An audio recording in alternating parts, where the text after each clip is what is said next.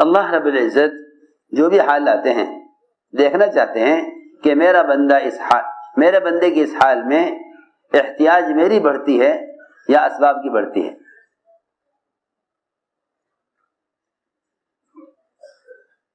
جن گناہوں کی وجہ سے وبائیں آتی ہیں لوگ ان گناہوں سے احتیاط نہیں کرتے، ان گناہوں سے احتیاط نہیں کرتے، حالانکہ وباؤں کے آنے کا موقع گناہوں سے احتیاط کا ہے نہ کہ اعمال سے احتیاط کا. لو جی، وباؤں کے آنے کا موقع گناہوں سے احتیاط کا ہے. یہ جتنے بھی ڈاکٹر ہیں یہ کسی وبا کے آنے پر یوں نہیں سوچتے کہ اللہ کا کون سا امر ٹوٹا ہے، اللہ کا کون سا حکم ٹوٹا ہے جس کی وجہ سے بیماری آئی ہے. کیونکہ یہ بیچارے اپنی بے ایمانی کی وجہ سے ہر آنے والے حال کو کسی نہ کسی سبب سے جوڑ دیتے ہیں، ہر آنے والے حال کو کسی سبب سے جوڑ دیتے ہیں. یہ اپنی بے ایمانی کی وجہ سے، اور کمزور عقیدے کے مسلمان وہ ایسے بے ایمانوں کی باتوں کی طرف چل پڑتے ہیں کہ بھئی یہ تو ڈاکٹر ہی بتائے گا. ارے کیوں بتائے گا ڈاکٹر؟ کیوں بتائے گا ڈاکٹر کہ میں عمل کروں یا نہ کروں؟ اس عمل کا ڈاکٹر سے کیا تعلق ہے؟ سوچنے کی بات ہے. کمزور ایمان والے ایسے بے ایمانوں کے پیچھے چل دیتے ہیں یہ سوچ کر کہ بھئی اس میں جو بھی یہ سب ڈاکٹر کہیں گے ہم ایسا کر لیں گے، چاہے وہ حکام ہوں یا وہ امت کے مقتدا یا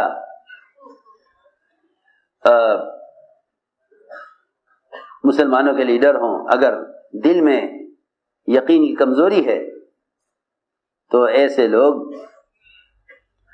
وہ اسباب اختیار کر لیں گے حالات سے کو بدلنے کے لیے جو اسباب مزید عذاب کو لانے والے ہیں. حضور اکرم صلی اللہ علیہ وسلم نے اپنے صحابہ کو ایسے موقعوں پر اتنا متنبہ کیا اور اتنا ڈرایا کہ دیکھو جو حال آیا ہے اس حال کا تعلق براہ راست اللہ کے امر سے ہے، اس کا تعلق براہ راست اللہ کے امر سے ہے، اللہ کے حکم سے ہے. کائنات کسی شکل سے کسی حال کے آنے کا کوئی تعلق نہیں ہے. میں نے عرض کیا ایڈز کی بیماری معاشرے کا حکم ٹوٹنے سے آتی ہے. اس سے معاشرے کا حکم ٹوٹنے سے آتی ہے. یہ تو جسمانی بیماری ہوئی. اگر زلزلہ آ جائے زمین میں تو سائنسداں سمجھائیں گے کہ زمینوں کا حساب یہ ہوتا ہے جب یہ اس طرح ہوگا تو پھر یہ اس طرح زمین میں جھٹکا آ جائے گا. انہیں اس بات کا تصور بھی نہیں ہے کہ زلزلے زنا سے آتے ہیں. زلزلے زنا سے کوئی کالج کوئی اسکول نہیں ملے گا دنیا میں جہاں یہ پڑھایا جاتا ہو وہاں کے بچوں کو کہ بچوں زلزلہ جو آتا ہے زنا سے آتا ہے. کبھی بھی نہیں. وہ جانتے نہیں اس کو، وہ اس کو جانتے ہی نہیں. جو زلزلہ یعنی سینکڑوں ہزاروں لاکھوں لوگوں کی ایک منٹ میں موت لے لے، جو ان کی جان لے لے، جب ان کے پاس اس زلزلے کے آنے کے سبب کا علم نہیں تو بیماریوں کے آنے کے علم کیا بیماریوں کے آنے کا اسباب کا کیا علم ہوگا؟ سوچو میں کیا کہہ رہا. جب ان کے پاس زلزلے کے آنے کے اسباب کا علم نہیں ہے. سوچو وہ زلزلہ اگر چند سیکنڈ کا آ جائے وہ شہر کے شہر علاقے کے علاقے تباہ ہو جاتے ہیں. ان کے مکانات ان مکانات میں بسنے والے چند سیکنڈ کے زلزلے سے ختم ہو جاتے ہیں. جب ان کے پاس زلزلے کے آنے کا سبب نہیں ہے اور وہ کہتے ہیں اتفاقی چیزیں. آ گیا زلزلہ. اور اگر وجہ پوچھو گے تو وہ تمہیں اتنی لمبی لمبی کہانیاں سناویں گے اور اپنے تجربے مشاہدات پر اتنی موٹی موٹی کتابیں لکھ دیں گے کہ مسلمان اس جہالت میں پڑے گا کہ ہاں یہی ہے وہ علم جس کے سیکھنے سے ہمیں معلوم ہو جائے گا کہ زلزلہ کیوں آتا ہے. حالانکہ خدا کی قسم سارا کا سارا جہل ہے، سارا کا سارا جہل ہے. کائنات کے کسی تغیر کو سبب میں تلاش کرنا جہل ہے. کائنات کی کسی بھی سبب کو، کائنات کی کسی بھی حال کو اسباب میں تلاش کرنا جہل ہے. میری بات توجہ چاہتی ہے بہت. کائنات کی کسی بھی تغیر کو سبب میں تلاش کرنا جہل ہے، اور کائنات کے ہر تغیر کو اچھے حالات کو اعمال میں تلاش کرنا، اچھے حالات کو اعمال میں تلاش کرنا اور برے حالات کو گناہوں میں تلاش کرنا یہ علم ہے. کائنات میں اچھے حالات کو نیکیوں میں اور اعمال میں تلاش کرنا اور کائنات کے برے حالات کو گناہوں میں تلاش کرنا یہ علم ہے. بس میری بات توجہ سے سننا. علم صرف یہ ہے، علم صرف یہ ہے. کیونکہ جتنے بھی دنیا میں مسلمان یا غیر مسلم اسباب کی دنیا میں تجربات حاصل کر رہے ہیں، تجربات حاصل کر رہے ہیں، یہ سارے کے سارے تجربات اور یہ سارے مشاہدات ان کا اعمال سے اور دین سے قطعاً کوئی تعلق نہیں ہے. اور یہ بھی یاد رکھو کہ اللہ تعالیٰ کی قدرت ایسی نہیں ہے کہ نعوذ باللہ قدرت کسی وبا یا کسی حال کے تابع ہو جائے. جو بھی حال دنیا میں آتا ہے اس حال کے آنے کا تعلق کائنات کی کسی شکل سے نہیں ہے. میں نے شروع سے عرض کر دیا ہے کہ اصل کائنات مسلمان ہے. ہماری بات یاد رکھنا. کافر کے گناہوں سے کافر کے گناہوں سے فضائی آلودگی نہیں ہوگی. کافر کے گناہوں سے فضائی آلودگی نہیں ہوگی. کافر کے گناہوں سے فضائی آلودگی نہیں ہوگی اور کافر کے گناہوں سے امراض متعدی نہیں ہوں گے. البتہ مومن اگر گناہ کرے گا اور اس کے اعضاء سے، اس کے ہاتھ اور پیروں سے، اس کی آنکھوں، اس کی شرمگاہ سے اگر کوئی گناہ ہوگا تو اس گناہ کا اثر فضا پر پڑے گا. میں تم سے قسم کھا کر کہہ سکتا ہوں جسمانی امراض اتنے متعدی نہیں ہیں جتنے گناہ متعدی ہیں. جسمانی امراض اتنے متعدی نہیں ہیں. ہم آسان کر کے عرض کریں، جتنا گناہ دوسرے کو متاثر کرتا ہے، جتنا گناہ جلدی منتقل ہوتا ہے اور جتنی جاذبیت گناہ میں ہے،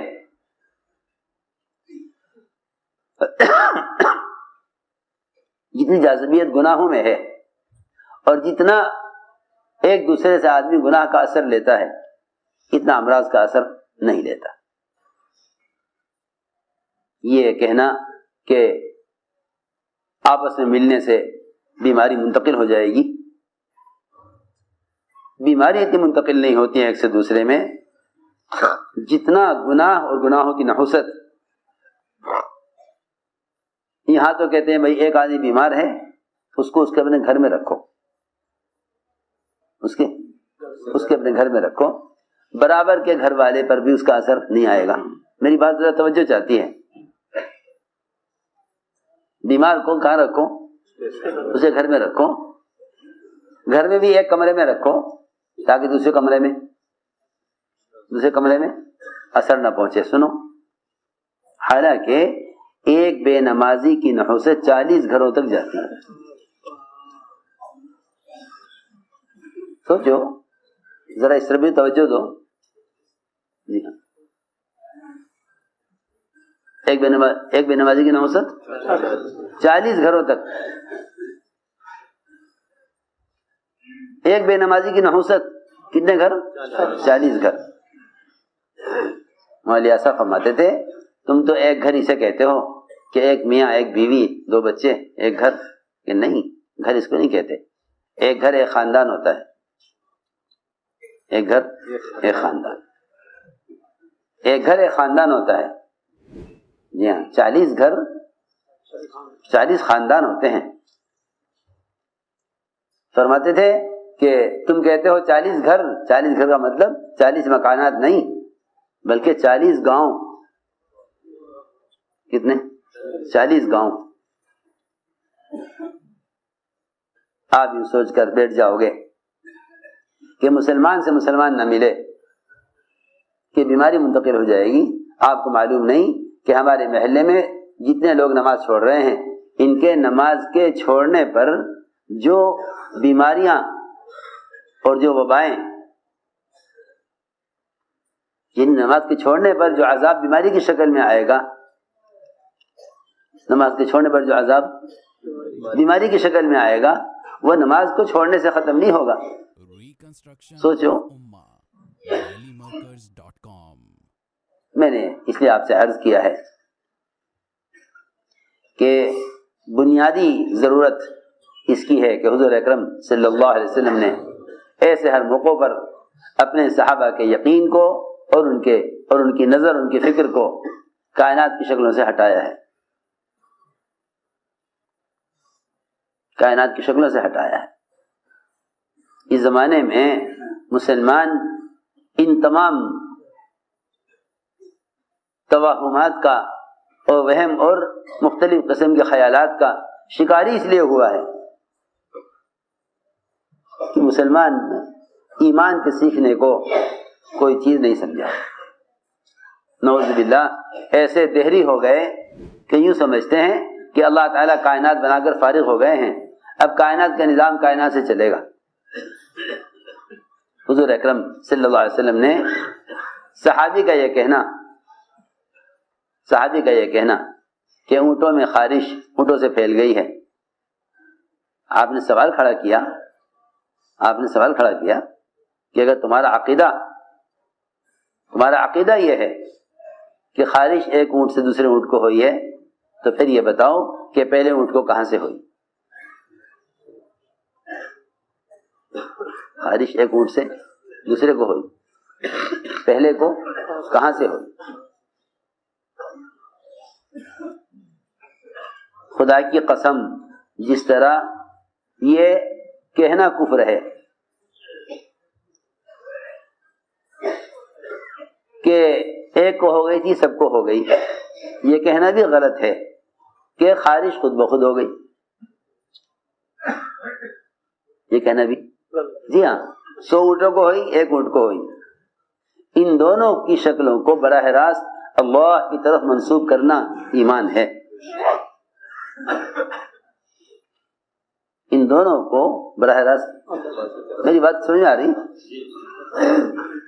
ان دونوں کو براہ راست اللہ کی طرف منسوب کرنا ایمان ہے اور فرض ہے.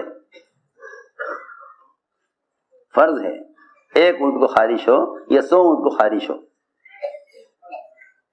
ان کو براہ راست اللہ کی طرف منسوب کرنا فرض ہے. یہی ایمان ہے. یہ نہیں کہہ سکتے کہ ایک اونٹ کو تو اللہ کے حکم سے ہوئی، باقی اونٹوں کو اس اونٹ سے ہو گئی، میں نہیں کہتا کہ آپ خارشی اونٹ کو لپٹ جائیں، چمٹ جائیں اور اس کے اوپر بیٹھ جائیں. ٹھیک ہے، احتیاطی تدابیر اپنی جگہ ہیں، لیکن یہ کہنا کہ یہ بیماری ایک کو ہو گئی ہے اب سب کو ہوگی، بس اللہ کے ساتھ بدگمان ہو جانا ہے. اللہ تعالیٰ ایسے موقع پر بندوں کے ایمان کے امتحان لیتے ہیں کہ ان کا خیال اس بیماری سے بیماری کے آنے کا ہے یا میرے امر سے بیماری کے آنے کا ہے. اگر بیماری سے بیماری کے آنے کا ہے تو پھر خالق کو آپ نے ایک طرف کر دیا اور آپ نے مخلوق کا خوف خود بھی پیدا کر لیا، دوسرے کے دل میں مخلوق کا خوف پیدا کر دیا. اور یاد رکھو کہ مخلوق کا خوف یہ اللہ کے اور بندے کے درمیان رکاوٹ بن جاتا ہے. مخلوق کا خوف اللہ کے بندے کے درمیان رکاوٹ بن جاتا ہے. جی ہاں، مخلوق کا خوف خالق کی طرف چلنے ہی نہیں دیتا. مخلوق کا خوف خالق کی طرف چلنے ہی نہیں دیتا. حضور اکرم صلی اللہ علیہ وسلم نے سب سے پہلے یہ عقیدہ درست کیا. سوال کھڑا کیا کہ بتاؤ خارش کیسے ہوئی اونٹوں کو؟ عرض کیا ایک کو ہوئی تھی، سب کو ہو گئی. فرمایا یہ بتاؤ اگر خارش سے خارش ہوئی تو پہلے کو کہاں سے ہوئی جب خارش کا وجود نہیں تھا؟ خارش کا وجود نہیں تھا، پہلے کو کہاں سے ہوئی؟ اس سوال کا مقصد یہ تھا، اس سوال کا مقصد یہ تھا کہ تم یہ ہرگز مت کہنا کہ ایک کو ہوئی تھی سب کو ہو گئی، بلکہ یہ کہنا کہ جہاں سے ایک کو ہوئی وہیں سے سب کو ہوئی. جہاں سے ایک کو ہوئی وہیں سے سب کو ہوئی. ہر ایک کے لیے اللہ کا امر براہ راست آتا ہے.